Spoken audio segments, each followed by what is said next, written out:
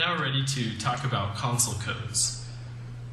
I printed out a sheet of all of the console codes for reference, and you can get a full copy of this from Nautilus. But what we're going to do is some hands-on. We'll start with some simple menus, such as our Customize mode, and we'll go through each one and I'll explain these. We will skip over some of these because they aren't really related to service, so we're just going to hit the ones that really are used the most. I'm going to hit level up, then 3, then enter. First thing that we want to look at is the change units menu. When I hit enter, I can choose between USA and metric units. This way, all of our readouts will be correct. Now, notice when I hit clear, I go back one step to the Customize menu. I'm going to look at HR inputs. So when I hit enter, I can select several options. We're going to go either telemetry only, hand only, both HR off, hand HR program off, and locked inputs. Okay, for the purpose of testing, you can turn this to hand only so that it only reads the input from your hands to block out any telemetric signals, pardon me.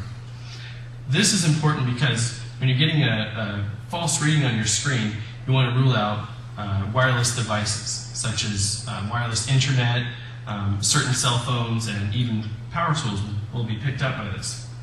Okay, once we've done that, we can take a look at the next menu. Notice how I step every once in a while? We want to make sure the power stays on the console. So I'm going to hit level up, then 4, then enter. This is our machine status.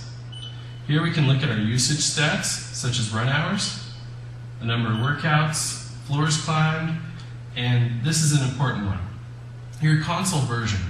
So we have 41375-018. This tells me it's version 18, and the 75 actually tells me that it's a console which would go on a stepper only, or even a bike or an elliptical. Okay, next, this tells us what it's been configured to, so that we know it's not on the wrong type of unit, such as an elliptical. Okay, once we've gone through and checked our maintenance hours and our configuration and console version, we can exit. You want to write this console version down just to make sure that you have the most recent version. We'll talk about how to upgrade this later on in the next section. Okay, now we're going to take a look at the Diagnostic Menu. This is one that you'll use all the time. So you can do a display test to check the segments on your screen, make sure all of those are lighting up. As you can see, it does a self-test. Okay. Next, you can do a keypad test. When I hit enter, notice how it says enter on the screen. It'll indicate for each button that you press. If you aren't pressing any buttons, and let's say that it says stop, you can tell that you have a stuck button. So that's an important tool. Let's back up a step and take a look at, we're going to skip this one, we don't use this one,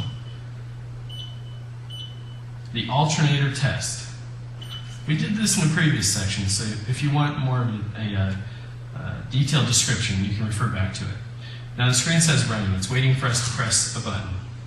If I press up, I can turn this alternator field on so it goes nice and slow, or I can turn it off. This just tells us that we're getting good communication down through the cables, and that the alternator can provide resistance. Okay, we're almost through with this, but we're going to take a look at our TAC test. So, TAC test refers to the reading that we're getting off of our speed sensor. I've got a target here on the left of 2,000, and as I step, it's going to show us a number which should be very close to 2,000. You can hear the alternator working because it's actually slowing us down so we stay right in this range. If you get a 0 reading, then you know to look at your speed sensor.